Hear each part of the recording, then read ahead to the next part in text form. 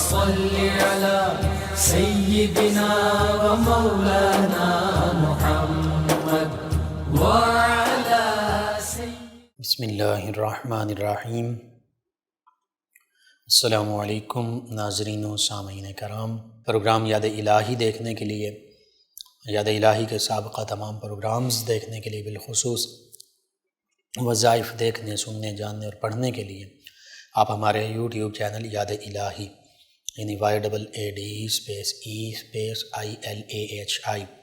YouTube channel یاد الہی کو سبسکرائب بھی کیجئے، لائک بھی کیجئے، کمنٹس بھی کیجئے، تاکہ یاد الہی کے مختلف پروگرامز اور وظائف سے آپ مکمل رہنمائی حاصل کر سکیں۔ ناظرین و سامعین، پروگرام یاد الہی میں روزانہ عظیم ہستیوں کے تذکارے پاک کیے جاتے ہیں، اور اس کے ساتھ ساتھ کچھ ایسے موضوعات پر گفتگو ہوتی ہے جن سے آپ کو رہنمائی حاصل ہوتی ہے۔ آج سیدنا امام جعفر الصادق رضی اللہ تعالیٰ عنہ آپ کے تذکارے پاک ہوں گے۔ اس سے پہلے کتاب الشفا سے آج کا وظیفہ پیٹ درد کا، معدے کی درد کا روحانی علاج۔ پیٹ درد یا معدے کا درد ہو، اس کا روحانی علاج یہ ہے کہ اگر 7 مرتبہ اللہ تعالیٰ کا اسم مبارک یا عظیم 7 مرتبہ پڑھ کر پانی پر دم کر کے پانی پیا جائے تو انشاءاللہ کبھی پیٹ میں درد نہ ہوگا۔ 7 مرتبہ اللہ سبحانہ وتعالیٰ کا اسم مبارک یا عظیم اس کو پڑھ کر پانی پر دم کر کے پانی پیا جائے، انشاءاللہ کبھی بھی پیٹ میں درد نہیں ہوگا۔ یہ آپ کو ضرورت ہے، ضرور آپ اپنے معمول میں شامل کیجئے، اپنے اوراد و وظائف میں شامل کیجئے۔ اس روحانی علاج کو اپنے اعزاء، اقرباء، رشتہ دار، دوست، احباب، پڑوسی، محلہ دار، امت مسلمہ تک پہنچائیے۔ میرے آپ کے ہمارے بتانے سے اگر کسی بھی ہمارے مسلمان بھائی، مسلمان بہن، مسلمان فرد کا فائدہ ہوتا ہے، انشاءاللہ یہ ہمارے لیے دین و دنیا آخرت میں بھلائی، فائدے، نجات اور شفا کا باعث ہوگا۔ اللہ سبحانہ وتعالی ہمیں آسانیاں عطا فرمائے، ہمیں آسانیاں بانٹنے والا بنائے، مشکلات سے ہماری حفاظت فرمائے، آمین۔ ناظرین و سامعین، سیدنا امام جعفر الصادق رضی اللہ تعالی عنہ نبی کریم صلی اللہ علیہ وآلہ وسلم کی اولاد اطہار میں سے ایک عظیم ہستی، اور سادات حسینی میں سے ایک عظیم ہستی۔ نبی کریم صلی اللہ علیہ وآلہ وسلم اس کائنات میں اللہ کی تمام مخلوقات میں سب سے افضل و اعلیٰ، سب سے برتر و بالا ہیں، اور جن جن ہستیوں کو، جن جن چیزوں کو نبی کریم صلی اللہ علیہ وآلہ وسلم کے ساتھ نسبت مل گئی، وہ چیزیں، حتیٰ کہ وہ ہستیاں، وہ لوگ، وہ بھی باعظمت نشان ہو گئے۔ ہم نبی کریم صلی اللہ علیہ وآلہ وسلم سے محبت کرتے ہیں اللہ کے حکم کے مطابق، اور نبی کریم صلی اللہ علیہ وآلہ وسلم کی اتباع کرتے ہیں اللہ کے حکم کی تعمیل کی وجہ سے، اور قرآن مجید، فرقان حمید، احادیث مبارکہ سے ہمیں پتہ چلتا ہے کہ نبی کریم صلی اللہ علیہ وآلہ وسلم کی اتباع، آپ کی محبت، یہی اللہ کی پیروی ہے، یہی اللہ کی اطاعت بھی ہے، اللہ کی محبت بھی ہے۔ نبی کریم صلی اللہ علیہ وآلہ وسلم سے محبت یہ ایمان ہے، اور کامل ایمان کی تکمیل کے لیے آقا کریم صلی اللہ علیہ وآلہ وسلم کی محبت ضروری ہے۔ اگر کوئی آقا کریم صلی اللہ علیہ وآلہ وسلم سے دل و جان سے، اپنی اولاد سے، والدین سے، تمام انسانیت سے بڑھ کر محبت نہیں رکھتا تو پھر اس کا ایمان کامل نہیں ہے، اس کا ایمان نامکمل ہے، اس کا ایمان ابھی تکمیل تک نہیں پہنچا۔ سیدنا عمر فاروق اعظم رضی اللہ عنہ کے حوالے سے یہ ہماری تعلیم کے لیے ایک واقعہ موجود ہے کہ ایک موقع پر نبی کریم صلی اللہ علیہ وآلہ وسلم نے سیدنا عمر فاروق اعظم رضی اللہ عنہ سے یہ فرمایا کہ اے عمر، تم مجھ سے کتنی محبت کرتے ہو؟ تو سیدنا عمر فاروق اعظم رضی اللہ عنہ نے عرض کیا، یا رسول اللہ صلی اللہ علیہ وسلم،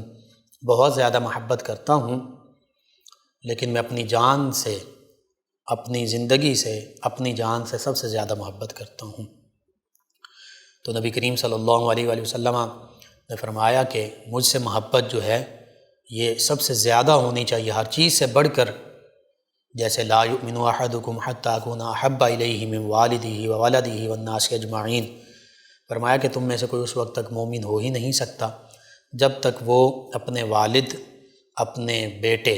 یعنی اپنے والدین، اپنی اولاد اور تمام لوگوں سے بڑھ کر مجھ سے محبت نہیں کرتا۔ اسی طرح ایک فرمان مبارکہ یوں بھی ہے کہ جس میں یہ فرمایا گیا کہ تم میں سے کوئی اس وقت تک ایمان والا نہیں ہو سکتا، مومن نہیں ہو سکتا جب تک وہ اپنی ذات سے بڑھ کر میری ذات بابرکات سے محبت نہ کرے، جب تک اپنے نفس سے بڑھ کر مجھ سے محبت نہ کرے، جب تک اپنے اہل و عیال سے بڑھ کر میرے اہل و عیال سے محبت نہ کرے، جب تک اپنی اولاد سے بڑھ کر میری اولاد سے محبت نہ کرے۔ تو پتہ چلا کہ نبی کریم صلی اللہ علیہ وآلہ وسلم سے محبت اور پھر آپ سے نسبت رکھنے والی ہستیوں سے محبت، یہی کامل ایمان ہے۔ تو سیدنا عمر فاروق اعظم رضی اللہ عنہ نے اس موقع پر عرض کیا، یا رسول اللہ صلی اللہ علیہ وسلم، میں اپنی جان سے بھی بڑھ کر آپ سے محبت کرتا ہوں۔ تو نبی رحمت صلی اللہ علیہ وآلہ وسلم نے فرمایا کہ ہاں، اب تو نے کامل ایمان پا لیا۔ تو حقیقت یہ ہے، ایمان کی تکمیل اس وقت تک نہیں ہوتی جب تک ہم نبی کریم صلی اللہ علیہ وآلہ وسلم سے ہر چیز سے بڑھ کر، اپنی اولاد، اپنی ذات، اپنی جان سے بڑھ کر، اپنے والدین سے بڑھ کر، تمام انسانوں، تمام لوگوں سے بڑھ کر محبت نہیں کر لیتے، اس وقت تک ایمان کامل نہیں ہو سکتا۔ تو صحابہ کرام علیہم الرضوان، انہوں نے، ان ہستیوں نے نبی کریم صلی اللہ علیہ وآلہ وسلم سے محبت کر کے دکھائی۔ انہوں نے ہمیں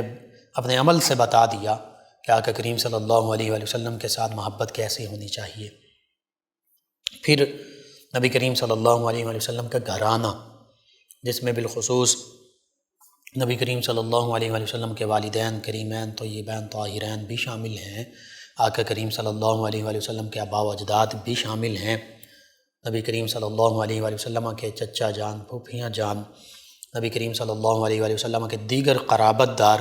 قریشی ہاشمی خانوادے کے لوگ جنہوں نے اسلام کو قبول بھی کیا، یہ بھی اہل بیت میں شامل ہیں، نبی کریم صلی اللہ علیہ وآلہ وسلم کے گھرانے میں شامل ہیں۔ پھر سیدنا علی المرتضیٰ کرم اللہ وجہہ الکریم، سیدنا امام حسن حسین رضی اللہ عنہما، سیدہ فاطمۃ الزہرا طیبہ طاہرہ رضی اللہ عنہا، سیدہ ام کلثوم بنت محمد صلی اللہ علیہ وآلہ وسلم، سیدہ رقیہ بنت محمد صلی اللہ علیہ وآلہ وسلم، سیدہ زینب بنت محمد صلی اللہ علیہ وآلہ وسلم، سیدنا ابراہیم بن محمد صلی اللہ علیہ وآلہ وسلم، سیدنا عبداللہ بن محمد صلی اللہ علیہ وآلہ وسلم، سیدنا قاسم بن محمد صلی اللہ علیہ وآلہ وسلم، سیدہ امامہ بنت سیدہ زینب بنت سیدنا محمد صلی اللہ علیہ وآلہ وسلم، سیدنا علی بنت سیدہ زینب بن سیدنا علی بن سیدہ زینب بنت سیدنا محمد صلی اللہ علیہ وآلہ وسلم، اور پھر نبی کریم صلی اللہ علیہ وآلہ وسلم کے تمام ازواج مطہرات رضی اللہ عنہم، یہ سبھی نبی کریم صلی اللہ علیہ وآلہ وسلم کے گھرانے میں شامل ہیں، اہل بیت کرام علیہم الرضوان میں شامل ہیں۔ ان سب کی محبت بھی ہم پر لازم ہے، واجب ہے، ضروری ہے، ان کا ادب احترام بجا لانا، ان سے محبت کرنا۔ پھر نبی کریم صلی اللہ علیہ وآلہ وسلم کے صحابہ کرام علیہم الرضوان، اور بالخصوص وہ جو خاندان قریش سے تعلق رکھتے ہیں، جیسے سیدنا ابوبکر صدیق رضی اللہ عنہ ہیں، سیدنا عمر فاروق اعظم رضی اللہ عنہ ہیں، سیدنا عثمان ذو النورین رضی اللہ عنہ ہیں، سیدنا علی المرتضیٰ رضی اللہ عنہ ہیں، دیگر ہستیاں نبی کریم صلی اللہ علیہ وآلہ وسلم کے چچا جان سیدنا عباس رضی اللہ عنہ، سیدنا حمزہ رضی اللہ عنہ، پھوپھیوں میں بالخصوص سیدہ صفیہ رضی اللہ عنہ، دیگر، تو یہ سبھی نبی کریم صلی اللہ علیہ وآلہ وسلم کا گھرانہ ہے، ان سے محبت ہمارے لیے لازمی ہے، ضروری ہے۔ اور پھر صحابہ کرام علیہم الرضوان وہ نبی کریم صلی اللہ علیہ وآلہ وسلم کے جان نثار ساتھی ہیں، ان سے بھی محبت کا ذکر قرآن مجید فرقان حمید میں بھی بالخصوص احادیث مبارکہ میں بھی موجود ہے۔ تو بس جن ہستیوں کو نبی کریم صلی اللہ علیہ وآلہ وسلم کے ساتھ نسبت مل گئی، نسبت حاصل ہو گئی، چاہے وہ صحابیت کی نسبت تھی، چاہے وہ نبی کریم صلی اللہ علیہ وآلہ وسلم کی زوجیت کی نسبت تھی، چاہے وہ نبی کریم صلی اللہ علیہ وآلہ وسلم کے اولاد ہونے کی نسبت ہے، والدین کریمین طیبین طاہرین ہونے کی نسبت ہے، ہم ان سبھی نسبتوں کا ادب بھی کرتے ہیں، احترام بھی بجا لاتے ہیں، ان سے محبت بھی کرتے ہیں۔ انہی عظیم ہستیوں میں ایک عظیم ہستی ہیں سیدنا امام جعفر الصادق رضی اللہ تعالی عنہ۔ آپ نبی کریم صلی اللہ علیہ وآلہ وسلم کے پیارے نواسے اور شہزادے سیدنا امام حسین رضی اللہ عنہ کی اولاد میں سے ہیں۔ اب نبی کریم صلی اللہ علیہ وآلہ وسلم کی اولاد پاک 4 شہزادیاں، 3 شہزادے، پھر ان کی اولاد پاک، بالخصوص سیدہ فاطمہ الزہرا طیبہ طاہرہ رضی اللہ عنہ، ان کی اولاد پاک، چونکہ دیگر جو نواسے نواسیاں ہیں ان میں سے اکثر یا بچپن میں بھی سال پا گئے یا بڑی عمر تک پہنچے تو ان کے آگے سیدہ امامہ رضی اللہ عنہ کی بھی اولاد نہیں ہیں۔ اسی طرح سیدنا علی، ان کے حوالے سے بھی خاص طور پر کچھ ایسا نہیں ملتا، مزید تحقیق کی بھی ضرورت ہے۔ بہرحال سیدہ فاطمہ الزہرا طیبہ طاہرہ رضی اللہ عنہ، آپ کی اولاد پاک، بالخصوص سیدنا امام حسن حسین رضی اللہ عنہما، ان کی اولاد پاک سے نبی کریم صلی اللہ علیہ وآلہ وسلم کی اولاد اطہار کا سلسلہ آگے چلا۔ انا اعطیناک الکوثر کی تفسیر کا اظہار ہوا۔ انا اعطیناک الکوثر، یہاں پہ کوثر سے مراد حوض کوثر بھی ہے، جو روز محشر جس سے اللہ کے پیارے حبیب صلی اللہ علیہ وآلہ وسلم اپنی امت کو سیراب فرمائیں گے، اور اس سے مراد خیر کثیر بھی ہے، جو نبی کریم صلی اللہ علیہ وآلہ وسلم کو اللہ تعالیٰ نے سب سے بڑھ کر عظمت، رفعت اور شان عطا فرمائی، خیر کثیر عطا فرمائی، یہ بھی مراد ہے، جو فضیلتیں، عظمتیں، شانیں عطا فرمائیں۔ اور پھر اس سے مراد اولاد کثیر بھی ہے، نبی کریم صلی اللہ علیہ وآلہ وسلم کو اللہ تعالیٰ نے کثرت کے ساتھ اولاد پاک عطا فرمائی، اور قیامت تک وہ اولاد پاک سادات کرام کی شکل میں موجود ہیں، موجود رہیں گے، اور دنیا کے ہر خطے میں موجود ہیں۔ آپ کسی بھی گاؤں میں چلے جائیے، کسی بھی علاقے میں، شہر میں، کسی بھی ملک میں چلے جائیے، آپ کو وہاں پر سادات حسنی اور سادات حسینی لازمی موجود ملیں گے، آپ انہیں پائیں گے۔ تو یہ بھی انا اعطیناک الکوثر کی ایک تفسیر ہے، اس کا اظہار ہے کہ نبی کریم صلی اللہ علیہ وآلہ وسلم کی اولاد پاک پوری دنیا میں موجود ہیں اور کثرت سے موجود ہیں، چاہے سادات حسنی ہوں، چاہے سادات حسینی ہوں، یہ نبی کریم صلی اللہ علیہ وآلہ وسلم کی اولاد اطہار ہیں، ہم ان سے محبت رکھتے ہیں، ہم نبی کریم صلی اللہ علیہ وآلہ وسلم کی نسبت کی وجہ سے ان کا ادب احترام بھی بجا لاتے ہیں۔ انہی سادات حسینی میں سے ایک عظیم ہستی سیدنا امام جعفر الصادق رضی اللہ تعالیٰ عنہ ہیں۔ آپ کا اسم گرامی جو ہے وہ جعفر ہے، آپ کے والد گرامی جو ہیں سیدنا محمد الباقر رضی اللہ عنہ ہیں، اور دادا جان سیدنا امام جعفر الصادق رضی اللہ عنہ کے وہ سیدنا امام علی زین العابدین رضی اللہ عنہ ہیں، جو سیدنا امام حسین رضی اللہ عنہ کے صاحبزادے ہیں۔ واقعہ کربلا میں موجود علالت طبعی کے باعث، بیمار ہونے کے باعث میدان کربلا میں تشریف نہ لے جا سکے، بارہا اجازت طلب کرتے رہے سیدنا امام حسین رضی اللہ عنہ سے، اپنے والد گرامی سے، لیکن سیدنا امام حسین رضی اللہ عنہ نے ان کو اجازت عطا نہ فرمائی،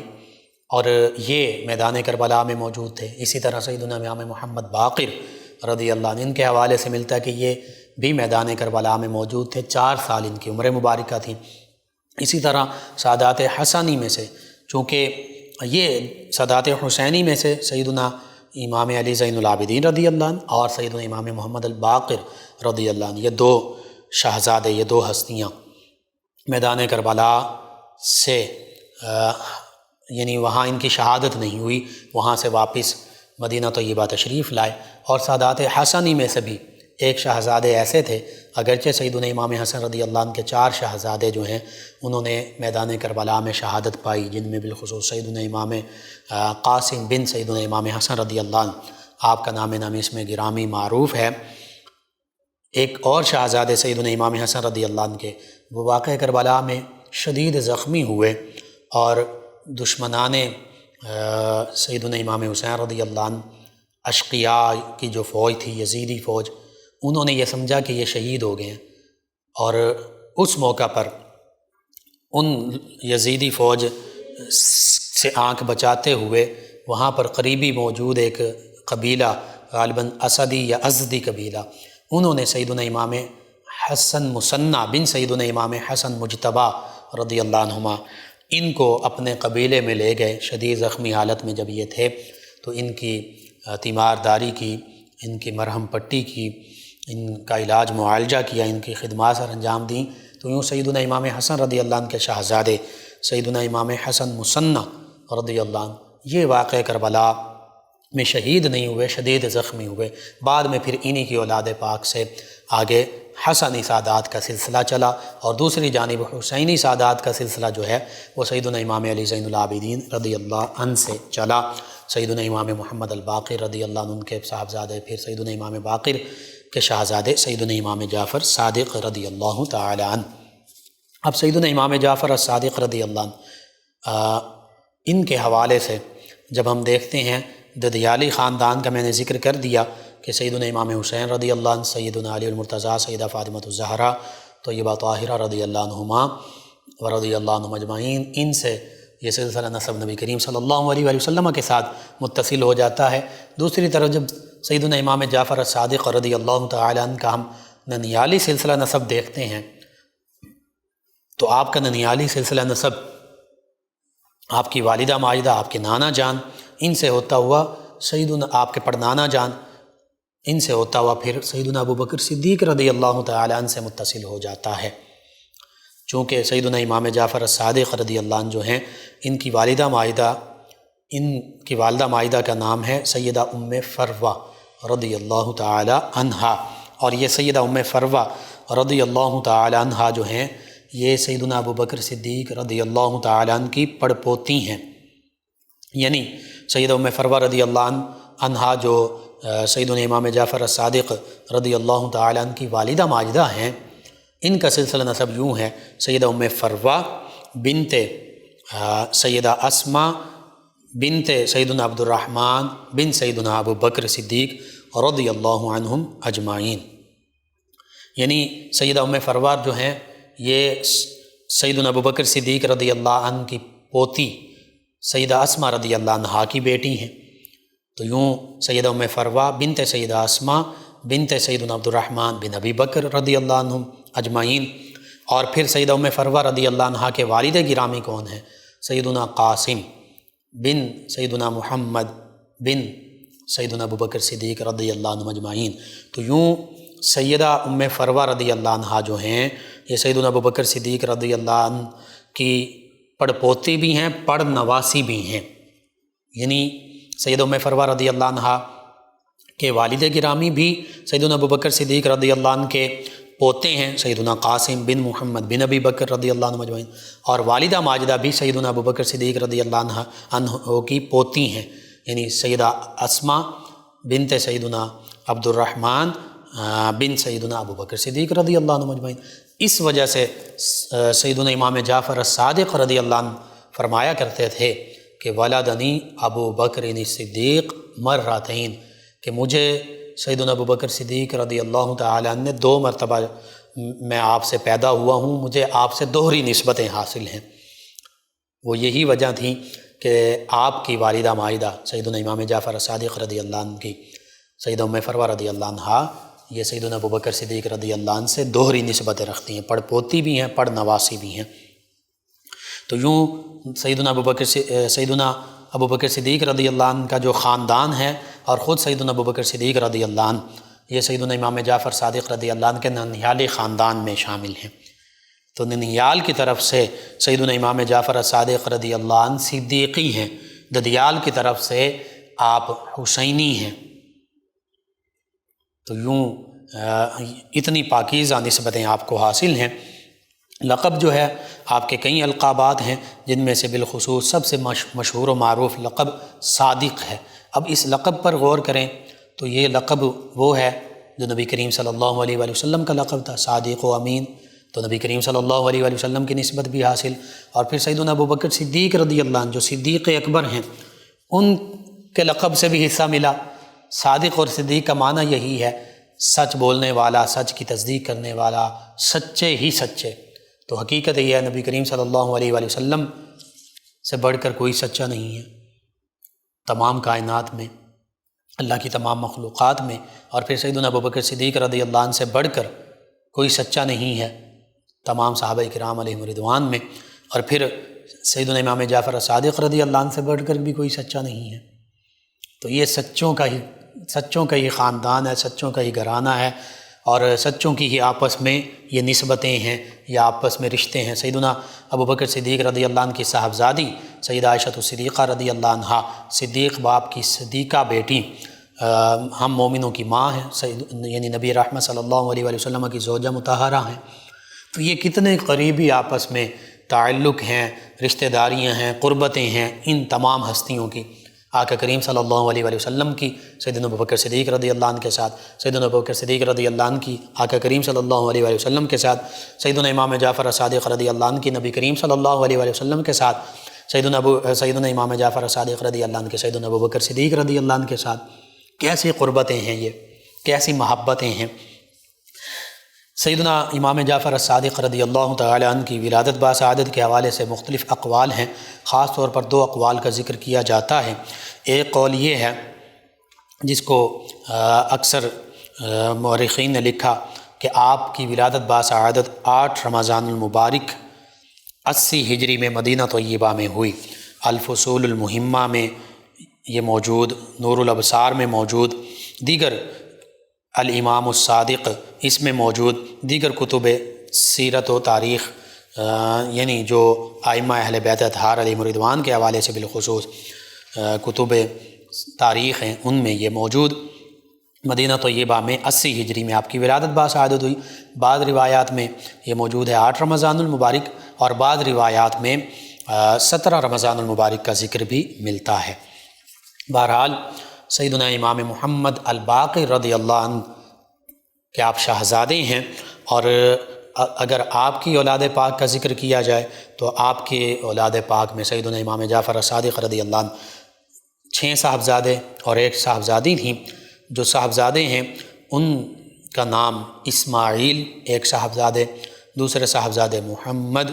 تیسرے صاحبزادے علی، چوتھے صاحبزادے عبداللہ، 5ویں صاحبزادے اسحاق، اور 6ٹھے صاحبزادے موسیٰ کاظم رضی اللہ عنہم اجمعین، اور صاحبزادی جو ہیں ان کا نام فروہ ہے۔ آپ کی والدہ ماجدہ جو ہیں ان کی کنیت ہی کے حوالے سے ان کا نام بھی فروہ رکھا گیا۔ تو یوں سیدنا امام جعفر صادق رضی اللہ عنہ کے تمام صاحبزادے بڑی عظمت و شان والے، سیدنا امام موسیٰ کاظم رضی اللہ عنہ بالخصوص آپ کے بعد آپ کے وہ جانشین، علمی روحانی جانشین بنے، اور سیدنا اسماعیل رضی اللہ عنہ ان کے حوالے سے بھی یہ ملتا ہے کہ سیدنا امام جعفر صادق رضی اللہ تعالی عنہ کا فیضان انہیں وافر ملا، اور سیدنا امام جعفر صادق رضی اللہ عنہ کا فیضان جو سلسلہ صدیقیہ میں موجود ہے، جسے سلسلہ خواجگان بھی کہتے ہیں، سلسلہ طیفوریہ بھی کہتے ہیں، سلسلہ نقشبندیہ مجددیہ بھی کہتے ہیں، اس میں موجود، تو یہ فیضان سیدنا بایزید بسطامی علیہ رحمہ کو حاصل ہوا۔ اویسی نسبت سے بھی، یعنی سیدنا امام جعفر صادق رضی اللہ عنہ کی روح مبارکہ سے سیدنا بایزید بسطامی علیہ رحمہ کو فیضان ملا، اور اس کے ساتھ ساتھ براہ راست بھی سیدنا امام جعفر صادق رضی اللہ عنہ کا فیضان جو ہے سیدنا بایزید بسطامی علیہ رحمہ تک پہنچا۔ وہ سیدنا اسماعیل بن سیدنا امام جعفر صادق رضی اللہ عنہ ان کے ساتھ نسبت ہوئی سیدنا بایزید بسطامی علیہ رحمہ کی۔ تو یوں اس طریقے سے براہ راست سیدنا بایزید بسطامی علیہ رحمہ سیدنا اسماعیل بن سیدنا امام جعفر صادق رضی اللہ عنہ کے بیعت بھی ہوئے، تو ان سے فیوز و برکات حاصل کیے۔ اسی طرح سیدنا امام جعفر صادق رضی اللہ عنہ کے علمی مقام و مرتبے کو دیکھا جائے، روحانی کمال کو دیکھا جائے، علمی کمال کو دیکھا جائے، تو قرآن مجید فرقان حمید بچپن میں ہی حفظ کر لیا تھا آپ نے، اور چونکہ جس گھرانے میں آپ نے آنکھ کھولی، کائنات کا عظیم گھرانہ، اور پھر مدینہ طیبہ میں آنکھ کھولی، تو مدینہ طیبہ میں جو کہ نبی کریم صلی اللہ علیہ وآلہ وسلم، صحابہ کرام، اہل بیت کرام، پھر تابعین اعظام، تبع تابعین اعظام کے علوم کا یہ مرکز تھا، گہوارہ تھا، یہاں آپ نے اپنے والد گرامی سے بھی علوم اخذ کیے، اپنے دادا جان سے بھی بچپن میں فیوز و برکات پائے، اور پھر آپ کے دادا جان جو خود سیدنا امام علی زین العابدین رضی اللہ عنہ اپنے وقت کے بہت بڑے امام تھے، محدث تھے، فقیہ تھے، ان سے تربیت حاصل کی، پھر اپنے والد گرامی سے تربیت حاصل کی، پھر اپنے نانا جان سیدنا قاسم بن محمد بن ابی بکر رضی اللہ عنہ مجمعین، ان سے بھی ظاہری باطنی فیوز و برکات پائے۔ اسی وجہ سے سیدنا امام جعفر الصادق رضی اللہ تعالیٰ عنہ ایسی ہستی ہیں کہ جہاں سیدنا علی المرتضیٰ، سیدہ فاطمۃ الزہرا طیبہ طاہرہ رضی اللہ عنہا، اور پھر آقا کریم صلی اللہ علیہ وآلہ وسلم اور سیدنا امام حسین رضی اللہ عنہ ان عظیم ہستیوں کے اولاد پاک میں سے ہیں، وہیں سیدنا ابو بکر صدیق رضی اللہ عنہ کی اولاد پاک میں سے ہیں۔ تو یوں بھی دو عظیم ہستیاں، بلکہ کتنی عظیم ہستیوں کے اسماء مبارکہ ہیں، ان تمام سے فیوز و برکات پا رہے ہیں۔ تو سلسلہ چشتیہ، سلسلہ قادریہ، سلسلہ سہروردی، اور اس کے علاوہ بھی کئی سلاسل، سلسلہ شاذلیہ ہے، سلسلہ رفاعیہ ہے، کبرویہ ہے، کئی سلاسل، ان میں جو سیدنا علی المرتضیٰ کرم اللہ وجہ الکریم سے فیضان آگے منتقل ہوا، وہ آپ اس سلسلے کی آپ کڑی ہیں۔ دوسری جانب سیدنا ابو بکر صدیق رضی اللہ عنہ سے جو کئی سلاسل میں فیضان منتقل ہوا، بالخصوص سلسلہ صدیقیہ، نقشبندیہ، تو اس میں بھی آپ ایک وسیلہ ہیں، ذریعہ ہیں، آپ اس سلسلے کی بھی ایک آپ عظیم کڑی ہیں۔ تو اس حوالے سے جب ہم دیکھتے ہیں تو آپ مختلف سلاسل طریقت میں، حتیٰ کہ مختلف سلاسل حدیث میں، مختلف سلاسل فقہ میں، مختلف سلاسل تفسیر میں بھی، ظاہری اور باطنی علوم کے جتنے سلاسل ہیں ان میں سے اکثر سلاسل میں حضرت امام جعفر الصادق رضی اللہ تعالی عنہ ہمیں نظر آتے ہیں۔ آپ کا فیضان اتنا پھیلا ہوا ہے، اور اس کی وجہ یہ ہے کہ آپ نے جن ہستیوں سے فیضان پایا اور جن ہستیوں کی اولاد ہیں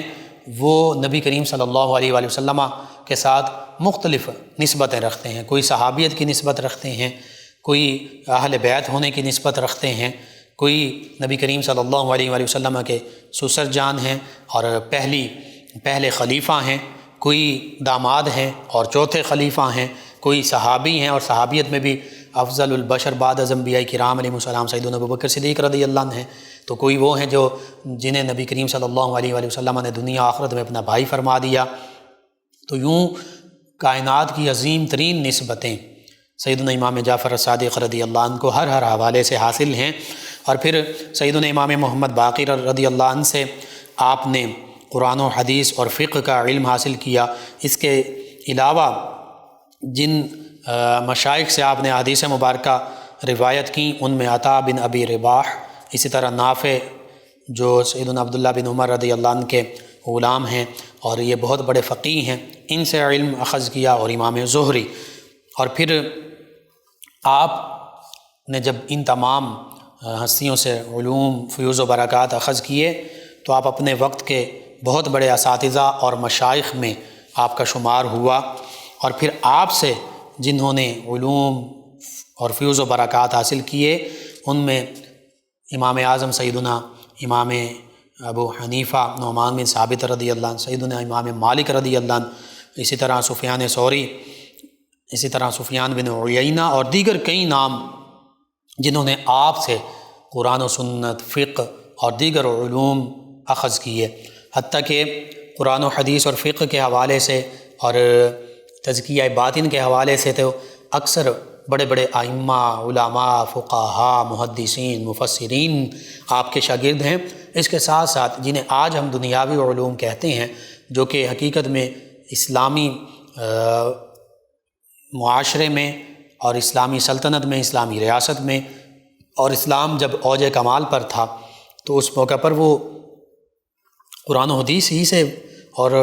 علماء سے ہی وہ علوم اخذ کیے جاتے تھے، جن میں ریاضی ہے، علم حیات ہے، نجوم ہے، حتیٰ کہ کیمسٹری، فزکس، یہ علوم ہیں۔ تو سیدنا امام جعفر الصادق رضی اللہ عنہ سے یہ علوم کئی دیگر لوگوں نے بھی اخذ کیے۔ خاص طور پر جابر بن حیان کا نام آتا ہے، جسے آج بھی ساری دنیا تک، یورپ بھی یہ مانتا ہے کہ دی فاؤنڈر آف کیمسٹری، آپ کیمسٹری کے بانی ہیں، بابائے کیمسٹری۔ تو بابائے کیمسٹری، فاؤنڈر آف کیمسٹری جابر بن حیان،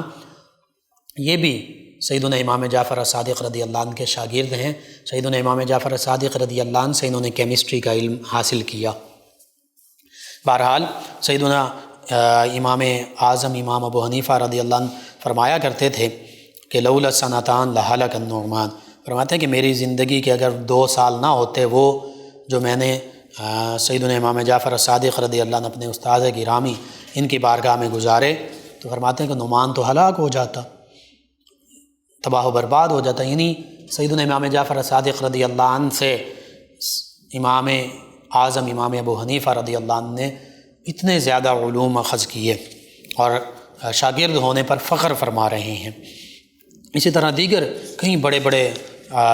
علماء، مفسرین، محدثین، فقہا وہ سیدنا امام جعفر الصادق رضی اللہ تعالیٰ عنہ کے شاگردوں میں شامل ہیں۔ اسی طرح آپ کے دور کے علماء نے آپ کے لیے یہ لقب اختیار کیا شیخ علماء آل امہ، کہ سیدنا امام جعفر الصادق رضی اللہ عنہ جو ہیں شیخ علماء الامہ، یہ تمام امت مسلمہ کے علماء ہیں، علماء کے پیشوا ہیں، شیخ ہیں، رہنما ہیں، بزرگ ہیں۔ اسی طرح سیدنا امام جعفر الصادق رضی اللہ تعالیٰ عنہ آپ کے علم کا ایک صرف واقعہ میں عرض کر دیتا ہوں۔ ایک دہریہ، ایک ملحد، ایک بے دین، ایک لادین، ایک سیکولر، ایک لبرل اس دور کا، جو اللہ کے وجود کا منکر تھا، جو یہ کہتا تھا کہ کائنات کا نظام خود بخود چل رہا ہے، یہ کوئی اس کو بنانے والا نہیں ہے، وہ آپ کے پاس آیا اور اس نے کہا کہ مجھے اللہ کی ذات پر کوئی دلیل دیں۔ آپ کہتے ہیں کہ اس کائنات کا خالق، مالک، رازق، پیدا فرمانے والا، اس کا نظام چلانے والا وہ اللہ ہے، تو مجھے اس پر دلیل دیجئے۔ آپ نے فرمایا بیٹھ جاؤ۔ جب وہ بیٹھ گیا تو اس موقع پر وہیں ایک بچہ کھڑا تھا، اس بچے کے ہاتھ میں ایک انڈا تھا۔ آپ نے اس سے فرمایا، اس بچے سے، کہ بیٹا یہ انڈا ذرا مجھے دے دو۔ تو اس بچے نے وہ انڈا آپ کو دے دیا۔ آپ نے اس سے انڈا لے کر دہریے سے کہا، ملحد سے، سیکولر، لبرل، لادین سے کہا، جو اللہ کا انکار کرنے والا تھا، اسے کہا کہ دیکھو انڈے کی طرف غور کرو۔ فرمایا کہ دیکھو یہ ایک محفوظ قلعہ ہے، اوپر سے ایک موٹی تہ ہے جو انڈے کا سخت چھلکا ہوتا ہے، اور پھر فرمایا اس موٹی تہ کے نیچے ایک باریک تہ بھی ہے۔ جب انڈا آپ ابالتے ہیں تو نیچے ایک باریک تہ ہے، ایک باریک پرت بھی ہوتی ہے، اور فرمایا باریک تہ کے نیچے ایک زردی ہے اور ایک سفیدی ہے، اور فرمایا یہ دونوں یعنی زردی اور سفیدی مائع کی شکل میں ہیں، لیکوڈ شکل میں ہیں، اور فرمایا کہ یہ پانی کی طرح بہنے والی اشیاء ہیں، لیکن زردی سفیدی کے ساتھ اور سفیدی زردی کے ساتھ نہیں ملتی، آپس میں مکس اپ نہیں ہوتے، بلکہ مائع ہونے کے باوجود یہ دونوں چیزیں الگ الگ اپنی حالت برقرار رکھتی ہیں۔ اور پھر فرمایا کہ کوئی چیز اندر سے باہر بھی نہیں آتی کہ وہ توڑے بغیر خود بخود زردی یا سفیدی باہر آ جائے، اور نہ باہر سے کوئی چیز اندر داخل ہوتی ہے۔ اور فرمایا انہی اشیاء سے، زردی اور سفیدی سے، انڈے میں چوزا پیدا ہو جاتا ہے، اور وہ بھی کبھی مذکر ہوتا ہے، کبھی مؤنث ہوتا ہے، یعنی وہ مرغی بنتی ہے اس چوزے سے یا مرغا بنتا ہے۔ اور پھر فرمایا کہ یہ انڈا پھٹتا ہے اور اس میں سے مختلف رنگوں کے چوزے باہر نکلتے ہیں، کبھی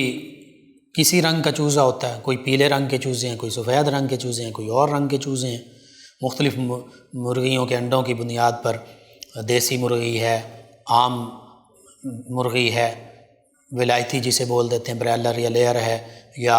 گولڈن ہے، مختلف اقسام ہیں۔ تو فرمایا اب تم بتاؤ کہ تمہارے خیال میں اس سارے نظام کو ٹھیک ٹھیک اور بر وقت چلانے والا کوئی ہوگا یا کوئی بھی نہیں ہوگا؟ یہ سن کر اس دہریے نے کافی دیر تک سر نیچے جھکائے رکھا، اور کافی سوچ بچار کے بعد سر اوپر اٹھایا اور کہنے لگا، اشہد ان لا الہ الا اللہ وحدہ لا شریک لہ واشہد ان محمدا عبدہ ورسولہ، کہ میں گواہی دیتا ہوں کہ بے شک اللہ کے سوا کوئی معبود نہیں، اللہ ہی عبادت کے لائق ہے، وہ اکیلا ہے، اس کا کوئی شریک نہیں، اور میں گواہی دیتا ہوں کہ محمد صلی اللہ علیہ وآلہ وسلم اللہ کے خاص بندے اور اللہ کے سچے رسول ہیں۔ بس پھر اس نے جب یہ گواہی دی اور اس نے کہا کہ میں اس بات کی گواہی دیتا ہوں کہ آپ واقعی خاندان نبوت کے فرد ہیں، اور میں آپ کے سامنے اپنی گزشتہ زندگی سے توبہ کرتا ہوں۔ یہ آپ کے علمی کمال کا ایک واقعہ ہے۔ تو بعض اوقات جو منطقی، عقلی، لاجیکل کویسچن لوگ کرتے ہیں، بالخصوص غیر مسلم یا سیکولر لبرل لوگ، اور پھر وہ قرآن حدیث کو بھی ماننے والے نہیں ہوتے، تو پھر ان کو انہی کے طریقے کے ساتھ عقلی جواب دینا ہوتا ہے، جیسے سیدنا امام جعفر الصادق رضی اللہ تعالیٰ عنہ نے آپ نے ارشاد فرمایا۔ آپ کی تعلیمات، آپ کی کرامات بھی بے شمار ہیں، ان کا ذکر ہوتا رہا مختلف پروگرامز میں۔ آپ کی تعلیمات ان میں سے چند ایک آدمی نے آپ سے اپنے پڑوسی کی شکایت کی، تو آپ نے اس شخص سے فرمایا کہ تم صبر سے کام لو اور کوئی جوابی کارروائی نہ کرو۔ اس نے کہا اس طرح وہ مجھے چھوٹا اور ذلیل شخص سمجھے گا۔ آپ فرمایا ذلیل تو وہ شخص ہوتا ہے جو دوسروں پر ظلم کرتا ہے، اور فرمایا بلا شبہ ظالم ہی در حقیقت ذلت کا سامنا کرنے والا ہے، اس دنیا میں بھی، اور اگر توبہ نہیں کرتا، جس کے ساتھ ظلم کیا، زیادتی کیا، اس سے معافی نہیں مانگتا، تو کل روز محشر بھی، انصاف کے دن بھی وہ ذلت کا سامنا کرنے والا ہوگا۔ اسی طرح آپ نے فرمایا کہ 4 چیزیں ایسی ہیں جن کا تھوڑا بھی زیادہ ہے۔ فرمایا آگ تھوڑی سی بھی ہو، اور اگر کہیں یہ تھوڑی سی بھی زیادہ ہے کہ جب پھیلنا شروع ہو جائے تو ایک چنگاری سے پھیلنا شروع ہو جاتی ہے۔ اسی طرح دشمنی، کوئی دشمنی رکھتا ہے تو وہ دشمنی چاہے تھوڑی سی بات سے شروع ہوئی ہو، اس دشمنی کی پھر کوئی انتہا نہیں ہوتی۔ پھر فقر و فاقہ، یہ بھی فرمایا کہ تھوڑا سا ہی ہو تو اس پر کچھ لوگ ہی ہوتے ہیں جو صبر کر سکیں، ورنہ لوگ اللہ کا شکوہ شکایت کرنے لگ جاتے ہیں۔ اور پھر بیماری، چاہے تھوڑی سی بھی ہو، چاہے ایک کانٹا بھی چبھ جائے تو بہت تکلیف ہوتی ہے۔ تھوڑا سا سر میں درد ہی ہو، وہ بیماری تھوڑی سی ہے لیکن بڑی محسوس ہوتی ہے۔ اسی طرح فرماتے ہیں کہ اللہ تعالیٰ 6 کی وجہ سے ہلاک کرتا ہے۔ وہ 6 کیا ہیں؟ فرمایا حکمرانوں کو ظلم کی وجہ سے ہلاک کرتا ہے، عربوں کو عصبیت کی وجہ سے، حکمران جو اپنے ظلم کی وجہ سے تباہ و برباد ہو جاتے ہیں۔ عربوں کے بارے میں فرمایا کہ عصبیت اگر یہ رکھیں تو اپنی عصبیت کی وجہ سے اللہ تعالیٰ انہیں ہلاک کر دیتا ہے۔ ہلاکت سے مراد یہ ہے کہ پھر اب اس طرح پہلے قوموں کی طرح تو مکمل تباہی و بربادی اور مٹنا تو نہیں ہے، تو ہلاکت سے مراد یہ ہوتا ہے کہ وہ شان و شوکت، وہ عزت، وہ عزت کمال، وہ ختم ہو جاتا ہے۔ آج ہم دیکھتے ہیں جو حکمران ظلم کرتے ہیں، ان کی حکومت، ان کے معاملات وہ ختم ہو جاتے ہیں، پھر وہ رو رہے ہوتے ہیں۔ اسی طرح عرب اگر عصبیت اختیار کریں گے تو فرمایا وہ بھی ہلاک، اپنی عصبیت کی وجہ سے کہ ہم عربی ہیں۔ اور ایسا بھی ہے بعض اوقات مصر کے ایسے بھی لوگ ہیں جو بجائے مسلمان ہونے کے وہ پھر آل فرعون ہونے کی وجہ سے اس پر فخر کرتے ہیں۔ تو اس طرح بعض لوگ ہیں عرب میں بھی، وہ اپنے خاص قبیلے پر فخر کر رہے ہوتے ہیں بجائے مسلمان ہونے کے۔ اسی طرح زمینداروں کو فرمایا تکبر کی وجہ سے وہ ہلاک ہو جاتے ہیں، اللہ تعالیٰ انہیں ہلاک فرما دیتا ہے جب وہ تکبر کرتے ہیں۔ اور تاجروں کو خیانت کی وجہ سے، تاجر جب خیانت کرتے ہیں، دو نمبری کرتے ہیں، دھوکہ، فراڈ، ملاوٹ، تو اللہ تعالیٰ انہیں ہلاک فرما دیتا ہے۔ ہلاک سے مراد یہی ہے کہ ان کی تجارت میں خسارہ آتا ہے، پھر بے برکتی ہوتی ہے۔ اسی طرح دیہات والوں کو دین سے ناواقفیت کی وجہ سے، عام طور پر جو دیہاتی ہوتے ہیں اگر وہ جہالت اختیار کریں گے، دین سے دوری اختیار کریں گے، تو پھر اللہ انہیں ہلاک کر دے گا۔ یعنی اب یہاں پر بھی ہلاکت سے کئی چیزیں مراد ہو سکتی ہیں کہ بے برکتی بھی ہوگی، اسلام سے دوری کی بنا پر ان میں کوئی ایسی چیزیں ہو سکتی ہیں، گناہ کے کام جو اسلام جن سے منع کرتا ہے، حرام ہیں۔ پھر فرمایا کہ علماء کو حسد کی وجہ سے اللہ تعالیٰ ہلاک کرتا ہے۔ بالکل صحیح فرمایا کہ اگر علماء حسد کریں گے، ایک دوسرے سے حسد رکھیں گے، تو پھر یہ ہلاک ہو جائیں گے۔ یعنی ان کا علم انہیں بھی فائدہ نہیں دے گا، کسی اور کو فائدہ نہیں دے گا، اور پھر اس حسد کی آگ میں خود ہی جلتے رہیں گے۔ تو جو نالج والے لوگ ہوتے ہیں، علماء، اس میں دین کے علماء بھی شامل ہیں اور بعض کا دنیاوی بھی، یہ لوگ عام طور پہ الا ماشاء اللہ جنہیں اللہ تعالیٰ محفوظ رکھے، دیکھا جاتا ہے کہ کچھ ان میں سے ایسے لوگ ہوتے ہیں جو واقعتاً ایک دوسرے سے حسد کر رہے ہوتے ہیں۔ بہرحال اسی طرح فرمایا کہ بیٹیاں نیکی ہیں اور بیٹے نعمت ہیں۔ فرمایا کہ اللہ کا ضابطہ یہ ہے، طریقہ یہ ہے کہ نیکیوں پر اجر اور انعام دیا جائے گا، اور نعمتوں کے بارے میں سوال پوچھا جائے گا، پوچھ گچھ ہوگی، کئی فرامین مبارکہ ہیں، بس ضرورت اس عمر کی ہے جہاں ہم ان عظیم ہستیوں سے محبت کا دعویٰ کرتے ہیں، دم بھرتے ہیں، اس محبت کا تقاضا یہ ہے جس سے محبت کی جاتی ہے، جس سے محبت ہو، جو وہ کہتا ہے ہم اس کی بات پر بھی عمل کرتے ہیں۔ اگر ہم بات پر عمل نہ کریں تو وہ خود بھی کہہ سکتا ہے کہ یہ پھر تمہاری کون سی محبت ہے، تم کہتے مجھ سے محبت ہے لیکن میری بات تو مانتے نہیں۔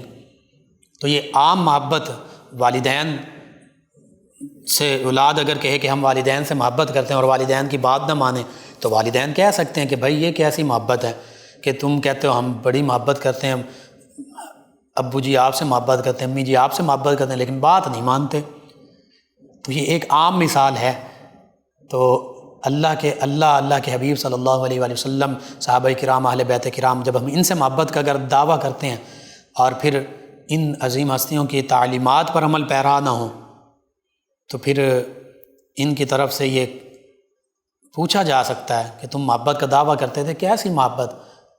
جو تعلیمات تھیں قرآن و سنت کی، اللہ کے حبیب صلی اللہ علیہ وآلہ وسلم کی، صحابہ کرام کے، اہل بیت کی، ہماری، وہ تو تم نے مانی نہیں۔ تو بہرحال ان عظیم ہستیوں، اللہ تعالیٰ کی بارگاہ میں یہ دعا کہ اللہ تعالیٰ ان عظیم ہستیوں کی محبت بھی ہمیں عطا فرمائے اور ان عظیم ہستیوں کے نقش قدم پر چلنے والا، ان کی تعلیمات کی پیروی کرنے والا بھی ہمیں بنائے اور ان کے تصدق سے اللہ تعالیٰ عالم اسلام کو سربلندیاں عطا فرمائے، آمین۔ اللہم صلی علی سیدنا و مولانا محمد وعلی سیدنا۔ آپ سماعت فرما رہے ہیں پروگرام یاد الہی۔ ناظرین و سامعین، منور صاحب ہیں فیصل آباد سے، انہوں نے ہمیں جوائن کیا۔ انہوں نے کہا کہ والد صاحب کی آنکھوں میں موتیا اتر آیا ہے، اس کا روحانی علاج ممکن ہے تو بتا دیجئے۔ جی، آپ ان کے میڈیسن کے ذریعے جو علاج ہے یا آپریشن وغیرہ وہ بھی کوشش کیجئے، کروائیے۔ دوا سے علاج کروانا یہ بھی سنت نبوی صلی اللہ علیہ وآلہ وسلم ہے، اور دعا یہ بھی سنت نبوی صلی اللہ علیہ وآلہ وسلم ہے۔ دعا یعنی وظیفہ میں بتا دیتا ہوں کہ اگر کوئی شخص یہ چاہے کہ اس کی آنکھوں کا نور کم نہ ہو یا کم ہو گیا ہو، موتیا میں بھی بینائی کمزور ہو جاتی ہے، تو اسے چاہیے کہ، اور وہ چاہتا ہے کہ اس کی بینائی کمزور نہ ہو، زیادہ ہو جائے، تو اسے چاہیے وہ شخص 40 دن تک اشراق کی نماز پڑھ کر 500 مرتبہ اللہ تعالیٰ کا اسم مبارک یا ظاہرو اس کو پڑھے، اللہ تعالیٰ اس کی آنکھیں روشن فرما دے گا۔ ان کے علاوہ ایک اور لسنر انہوں نے ہمیں جوائن کیا، کہا السلام علیکم۔ جی وعلیکم السلام۔ کہتے ہیں کہ لقمان بھائی کیا حال ہیں؟ جی الحمدللہ۔ یہ کہتی ہیں میں نیہا بات کر رہی ہوں فیصل آباد سے، آپ کا پروگرام سنتے ہیں، آپ کو اور آپ کی ٹیم کو اللہ پاک اسی سال مدینہ طیبہ کی حاضری کی سعادت نصیب فرمائے۔ اور لیکوریا کے حوالے سے انہوں نے وظیفہ پوچھا ہے۔ جی، اس حوالے سے یہ ہے سورہ ہود کی آیت مبارکہ 44، سورہ ہود آیت مبارکہ 44، اس کو 41 مرتبہ پڑھ کر اول آخر تا تعداد میں درود پاک پڑھ کر پانی پر دم کر کے پانی آپ پیتے رہیں۔ جن کا یہ پرابلم ہے اللہ تعالیٰ شفا عطا فرمائے گا۔ وجیہہ صاحبہ ہیں، کہتی ہیں السلام علیکم لقمان بھائی۔ جی وعلیکم السلام۔ انہوں نے کہا میرے لیے بہتری کی دعا کر دیں۔ جی اللہ تعالیٰ آپ کو، تمام امت مسلمہ کو دین و دنیا آخرت کی تمام بہتریاں، تمام بھلائیاں عطا فرمائے۔ شازیہ صاحبہ مکوانہ سے کہتی ہیں السلام علیکم بھائی۔ جی وعلیکم السلام۔ کہتی ہیں اللہ تعالیٰ آپ کو جزائے خیر عطا فرمائے۔ اولاد نرینہ کے لیے کہتی ہیں کہ 7 بجے کے پروگرام میں مفتی صاحب نے وظیفہ بتایا، ربی حبلی من لدنک ذریۃ طیبہ، غالباً یہ وظیفہ، تو کہتی ہیں کہ 101 بار تہجد کی نماز کے بعد پڑھنا ہے، لیکن اگر تہجد میں نہ پڑھ سکیں تو فجر کے بعد پڑھ سکتے ہیں، بتا دیجئے۔ جی، اس حوالے سے میں یہ عرض کروں کہ بہتر تو یہی ہے کہ تہجد کے وقت ہی پڑھیں۔ آپ کوشش کر کے تہجد کے وقت اٹھیں، تہجد کے نوافل بھی پڑھیں، اللہ بھی کریں، دیگر اذکار بھی کریں، اور اس کے ساتھ یہ بھی پڑھ لیں، بہتر یہی ہے۔ ہاں اگر کسی دن آنکھ نہ کھل پائے تو پھر فجر کی نماز سے پہلے یا فجر کی نماز کے بعد بھی پڑھ سکتے ہیں بامر مجبوری، لیکن بہتر یہی ہے کہ تہجد ہی کے وقت پڑھیں۔ لیکن اگر تہجد کے وقت نہیں اٹھ سکتے تو پھر مجبوری کے تحت آپ فجر کی نماز سے پہلے یا فجر کی نماز کے بعد بھی پڑھ سکتے ہیں۔ ایک اور لسنر ہیں شہر بانو صاحبہ فیصل آباد سے،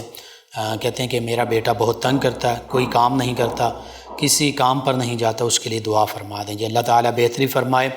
آپ سورہ یاسین صبح اور شام پڑھ کر پانی پر دم کر کے پانی اسے پلاتے رہیں، اور جب وہ سویا ہوا ہو آسمان کی جانب آپ کا منہ ہو، اور یا شہید 21 مرتبہ پڑھ کر اس پر دم کر دیں، اس کے ماتھے کو پکڑ کر، اللہ تعالیٰ بہتری فرما دے گا۔ ایک اور لسنر ہیں قرۃ العین عائشہ صاحبہ، کہتی ہیں السلام علیکم بھائی۔ جی وعلیکم السلام، کہتی ہیں ماشاءاللہ آج کا موضوع بھی بہت اچھا ہے، جی شکریہ آپ کا۔ ایک اور لسنر، انہوں نے نام نہیں لکھا، کہا السلام علیکم، جی وعلیکم السلام، اور کہتے ہیں کہ کیسے ہیں آپ؟ جی الحمدللہ۔ انہوں نے کہا اللہ تعالیٰ آپ کو سلامت رکھے۔ آپ تمام ویورز، آپ تمام لسنرز کو اللہ تعالیٰ دین و دنیا آخرت کی بھلائیاں سلامتیاں عطا فرمائے۔ ایک اور لسنر ہیں، کہتے ہیں السلام علیکم انکل، جی وعلیکم السلام، کہتے ہیں آئی ایم فاطمہ، آپ کا پروگرام بہت زبردست ہے روزانہ کی طرح۔ انہوں نے کہا کہ ہم آپ کے ریگولر لسنرز ہیں، اللہ پاک آپ کو اور ہمیں سب کو روزہ رسول کی باادب حاضری نصیب فرمائے، آمین۔ جی شکریہ آپ کا، اللہ تعالیٰ سبھی امت مسلمہ کو بار بار باادب روزہ مبارکہ کی حاضری کی سعادت عطا فرمائے۔ محمد طیب حسن شاد تاجہ بیر والا بوانا سے ہیں، کہتے ہیں سرکار کی آمد مرحبا، دلدار کی آمد مرحبا، آقا کی آمد مرحبا، آمد مصطفیٰ مرحبا مرحبا۔ بے شک آپ تمام ویورز کا، تمام لسنرز کا شکریہ، آپ ہمیں جوائن کرتے ہیں، پروگرام یاد الہی میں شامل ہوتے ہیں، اپنے فیڈ بیک سے ہمیں آگاہ کرتے ہیں، پسندیدگی سے نوازتے ہیں۔ ناظرین و سامعین، پروگرام یاد الہی کا وقت ختم ہوا جاتا ہے، انشاءاللہ کل صبح دوبارہ آپ سے ملاقات ہوگی پروگرام یاد الہی میں۔ اپنے میزبان محمد لقمان رضا اور ہماری ٹیم کو اجازت دیجیے، اللہ نگہبان۔ اللہم صل علی سیدنا و مولانا